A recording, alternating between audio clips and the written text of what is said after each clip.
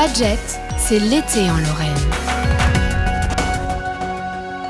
C'est l'été en Lorraine et une belle occasion de redécouvrir un peu le patrimoine de notre belle région. C'est pourquoi pas d'aller au fort de Villers-le-Sec qui nous propose tout l'été des visites, même des visites nocturnes. Pour nous en parler, nous accueillons en studio Cyril Mougenot. Bonjour. Bonjour. Vous êtes vice-président de l'association La Citadelle. C'est bien ça. La Citadelle donc, qui gère le fort depuis longtemps. Depuis les années 65-70. Et le fort, lui, ça date encore plus. Oui, le fort, les dates de construction, c'est 1874, 1879. Là, on rentre en fait dans la phase des 150 ans. Une histoire riche, donc, que vous nous proposez de découvrir. Alors, quelle est la particularité un peu du fort de Villers-le-Sec ? C'est quoi un peu son histoire ? Tous les sites aiment bien avoir une particularité. Ouais. Villers-le-Sec, on les cumule. Déjà par la situation du fort. À la fin du 19e, l'artillerie permet d'éviter de construire des fortifications à proximité des civils. Donc, généralement, sont à 5-6 km des civils. Villers-le-Sec, le fort ceinture carrément le village. C'est une forteresse, c'est un peu le petit Carcassonne de l'Est de la France. Ça se faisait plus, pourquoi ? Parce que la situation géographique fait que c'est stratégique. On est sur deux flancs, on est sur une crête. On a un panorama, d'ailleurs les visiteurs qui viennent peuvent par beau temps voir un panorama exceptionnel sur 360 degrés, c'est assez rarissime. On passe à côté, on se dit pas qu'il y a un point si haut, si. Et donc du coup l'armée, dans un premier temps, voulait même carrément raser le village pour faire le fort à la place. Ils ont pris l'option la moins chère, finalement. Ils ont construit le fort autour, et donc ce qui fait que c'est la plus grosse des particularités du fort de Villers-le-Sec.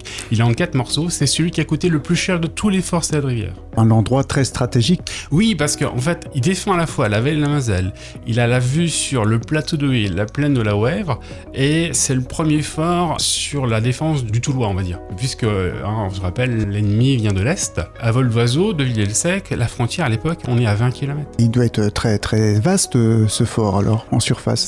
C'est pas le plus grand des forts en bâtiment. Simplement, en emprise, il faisait 32 hectares. Aujourd'hui, il en reste plus que 22. Encore 22 à entretenir. Mais voilà, il a une grosse emprise. Il a une altitude de 350-360 mètres. Vraiment, il est sur un éperon, ce qui fait que c'est un verrou. C'est le premier des verrous. Il fait partie des 4 premiers forts construits sur la place de Toul. Et il fera partie des forts qui seront modernisés, puisque à partir de 1885, la crise de l'Obu-Torpille fait que toutes les modernisations qu'on a faites, tous les forts qui viennent tout juste d'être terminés, il y en a à peu près 160 et 250 petits ouvrages. Et en 1885, tout ce qu'on vient de faire, ça tombe à l'eau, puisque tout est en pierre de taille et les nouveaux obus et la nouvelle artillerie percutent la pierre de taille. Donc du coup, il va falloir repenser le système, mais c'est valable pour les Français comme pour les Allemands, parce que ce qu'on s'imagine et ce qu'on sait peu, c'est que finalement, les Allemands ont beaucoup fortifié dans la région. À partir de Metz jusqu'à Thionville, toutes les crêtes sont fortifiées par les forts allemands. On le connaît peu, voilà. Il y a toute la ceinture fortifiée de Metz, mais il n'y a pas que ça. Et donc, c'était valable pour les deux cas. Alors, c'est vrai que les Allemands avaient un petit peu l'avance et il y a beaucoup de fortifications allemandes qui sont déjà en béton. Nous, on a un peu traîné. Mais du coup, tout ce qu'on a construit jusque-là, il faut le recommencer, surtout le modifier.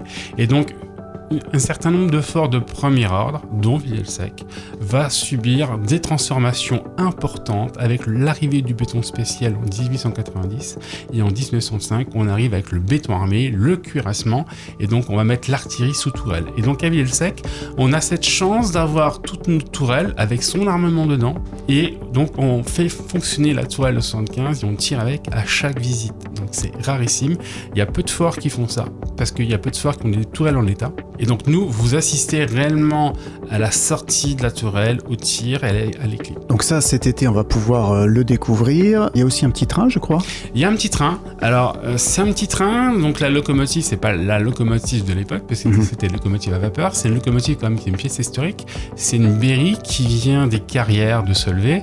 Elle date des années 50. Voilà, elle-même, c'est une pièce sur laquelle on circule pour le coup sur des rails historiques à écartement étroite qui a été mise au point par le colonel Péchaud en 1888 sur la place de Toul. Vous voyez, on est assez local. Faut savoir qu'à l'époque, il y avait à peu près 300 km de voies étroites qui reliaient tous les forts au centre névralgique de Toul. Ça permettait d'alimenter en hommes, en munitions, en matériel, en nourriture. Et donc aujourd'hui, on réutilise en fait ce tracé autour du fort qui a été un peu aménagé pour des questions touristiques. Mais voilà, chaque visite, on prend le petit train. Et ça surprend un peu les visiteurs, même des gens qui habitent le coin, qui ne connaissaient pas, vous arrivez à les surprendre? Les gens sont toujours surpris parce qu'ils habitent généralement dans un rayon de 20-30 km et ils se disent « Ah, il y a un fort, on ne savait pas ». Donc ça, c'est vraiment la première des particularités. Deuxièmement, ils s'imaginent que c'est quelque chose d'assez lugubre, enterré. Et en fait, ils s'aperçoivent que c'est une belle fortification, le fort Saudrière. On n'est pas encore dans du Maginot, on s'enterre pas. C'est des forts qui sont un tiers au-dessus du niveau. Donc ce qui fait que c'est des bâtiments qui sont recouverts certes de terre, mais donc ils dépassent de la terre.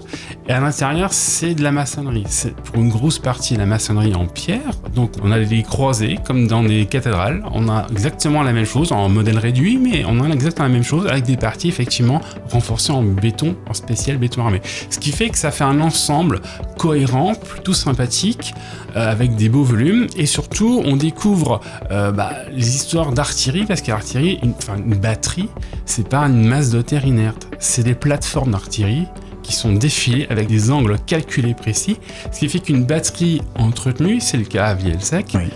En ce moment je suis en plein dans la Fauche, donc une batterie entretenue, c'est une batterie avec des défilements, des angles de tir précis, ce qui donne des formes et des volumes à angle droit. Et donc, c'est toujours assez sympathique de voir.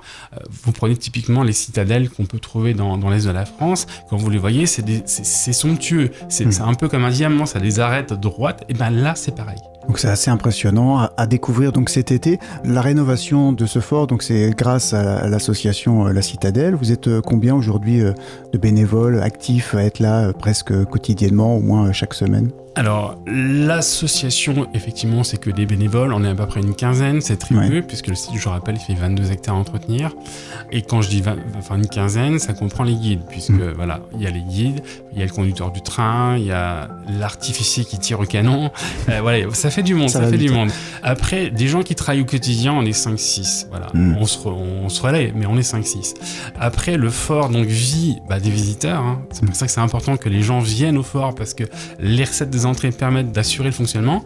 Et surtout, le fort appartient au département de Meurthe-et-Moselle, que je voudrais là également saluer, parce que depuis 60 ans, le département donc a repris le fort et suit et aide l'association par des subventions pour continuer à fonctionner. Donc on a beaucoup à leur remercier, parce que depuis 60 ans, ils nous donnent totalement leur confiance pour faire fonctionner le site. Donc là encore, et d'ailleurs, il y a récemment, la présidente du département est venue nous voir et elle nous a reconduit sa confiance, donc voilà, je la remercie. Et l'été, donc c'est vraiment l'occasion d'aller découvrir ce lieu. En plus, on y est au frais, parce que on est au frais. avec les températures qu'on risque d'avoir, ça peut être plutôt bénéfique. Alors comment ça se passe une visite? On peut venir en famille? Combien de temps ça dure? Donc déjà, pour venir le côté frais, effectivement, là, qui va commencer à faire des 28-30 degrés, il faut savoir que dans le fort, toute l'année, il fait entre 16 et 18 degrés. Donc c'est appréciable. Voilà. Donc si jamais il fait vraiment très chaud, vous cherchez un endroit vraiment pour être au frais, venez au fort, ça se passe somptueux. Les visites. Alors, le fort est ouvert du 1er mai au 30 septembre pour le grand public. Les visites, c'est tous les dimanches et jours fériés, donc du 1er mai au 30 septembre. Le départ de la visite, c'est toujours à 15h. Il faut toujours arriver un petit peu avant pour faire les billetteries. Donc ça, c'est la grande période. Après, dans cette période-là, on a l'hyper-saison qui commence du 14 juillet, donc c'est bientôt, 14 juillet, 15 août. Là, le fort est ouvert, tenez-vous bien, tous les jours, sauf le lundi, puisqu'il faut quand même un peu de répit. Donc 14 juillet, 15 août, on est ouvert tous les jours, sauf le lundi, toujours à 15h.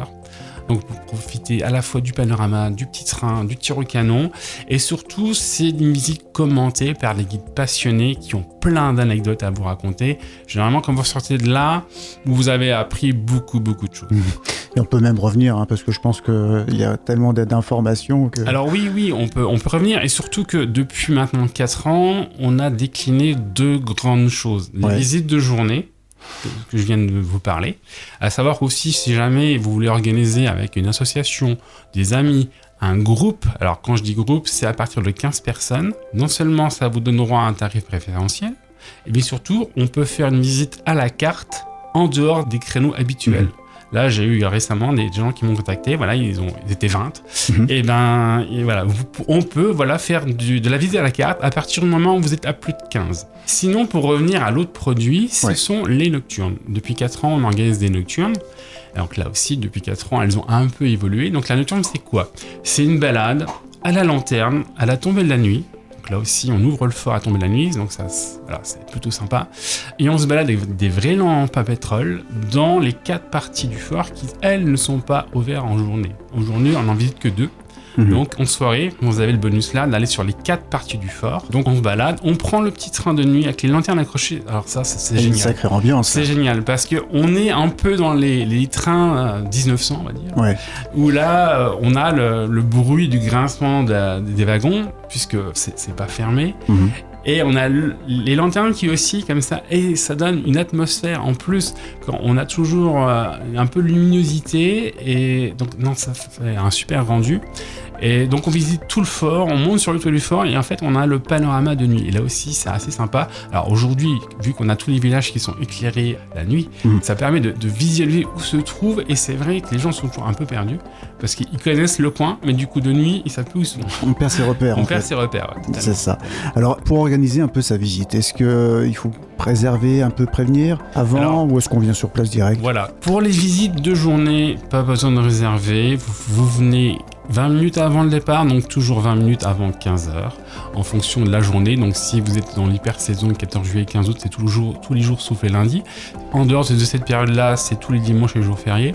Donc là, vous vous présentez 20 minutes avant, il n'y a pas de souci, il y aura toujours du monde pour vous prendre en charge. Par contre, pour tout ce qui est nocturne, il y a l'organisation. Donc là, on a parlé des nocturnes simples, donc c'est juste la balade. Après, on a les nocturnes plus, on va dire, soit il y a des concerts, soit, à chaque fois, les nocturnes plus ont un repas déjà. Donc ça demande de la logistique. Donc là, il faut réserver. Il y a une animation. Donc, par exemple, le 25 mai, on a eu les NAC Rock Celtic. Là, le 29 juin, donc, on a Julie Horry, c'est une conteuse qui vient nous conter des contes. Le 31 août, on aura encore une autre animation. Donc toutes les nocturnes, en fait, il faut réserver sur le numéro du fort. Qu'on trouvera bien sûr, qu'on trouve facilement après avec les moteurs de recherche. Et pour ces nocturnes-là, après, les tarifs sont peut-être un peu plus onéreux aussi, j'imagine. Oui, là. Alors, en gros, typiquement, une nocturne avec repas et animation, c'est 30 €. Voilà, ça bouge pas. Mais il y a plein de choses. Voilà, il y a plein de choses. Une nocturne simple, alors c'est les tarifs pour les adultes, bien sûr, les enfants, c'est moins cher. Pour les adultes, une nocturne simple, c'est 10 €, les enfants, c'est 5. Et en journée ? En journée, les tarifs, alors ça fluctue beaucoup parce qu'on a les fameux packs famille qui sont très intéressants si vous avez plusieurs enfants de moins de 12 ans. C'est-à-dire que le pack famille, vous payez 20 €, et si vous avez 10 enfants, c'est gratuit. Ah bah effectivement, c'est intéressant de le savoir. 10 enfants de moins de 12 ans. Mais c'est plutôt rare, j'imagine. Ah non, ça arrive. Ça arrive quand même. Facilement, les familles arrivent à avoir 2-3 enfants. Des fois, il y a une période de vacances, il y a les cousins, les cousines qui sont là. C'est vrai. Et ça arrive, des fois, on a les mamies, papy, mamie, qui viennent avec leurs petits-enfants. Ils ont 10 petits-enfants. Pack famille, c'est super intéressant. Et bien sûr, on retrouve toutes ces infos pratiques sur le site du fort de Villers-le-Sec, sur les pages des réseaux sociaux, Facebook, notamment, qui est alimenté chaque jour. Donc ça, c'est jusqu'au 15 août, vous nous l'avez dit, mais après, il y a aussi d'autres rendez-vous. Vous avez évoqué le 31 août. Pour la rentrée, il y a aussi d'autres temps forts. La saison de grande visite s'arrête au 30 septembre. Pour les visites de journée. Après, nous, on continue avec les nocturnes. Donc, il y a le 31 août, où là, il y aura une grosse soirée. Il y a la nocturne du 21 septembre. Alors, elle est importante, c'est une nocturne simple, mais attention, c'est la nocturne de la libération. Puisqu'on aura un groupe de reconstituteurs américains qui vont rejouer, donc ils vont venir à peu près à 90, avec une quinzaine de véhicules. Ils vont bivouaquer pendant 3 soirées au fort à Villers-le-Sec. Et donc les gens qui vont venir à cette nocturne-là auront le privilège de les voir de près, de pouvoir échanger avec eux. La nocturne, c'est le samedi soir. Le 20, il y a un gros événement sur Nancy, et ce groupe va venir libérer Nancy comme à l'époque, heure par heure. Donc voilà, si vous voulez les voir, venez la nocturne du 21 septembre, vous pourrez les voir. Donc ça, c'est en septembre. En octobre, on a une nocturne simple le 5 octobre. Et la dernière nocturne, ça sera le 19 octobre. Et là, c'est pareil, on va faire une grosse nocturne avec tous les passionnés, toutes les associations de fortification. Donc c'est ouvert au public, il y aura un repas.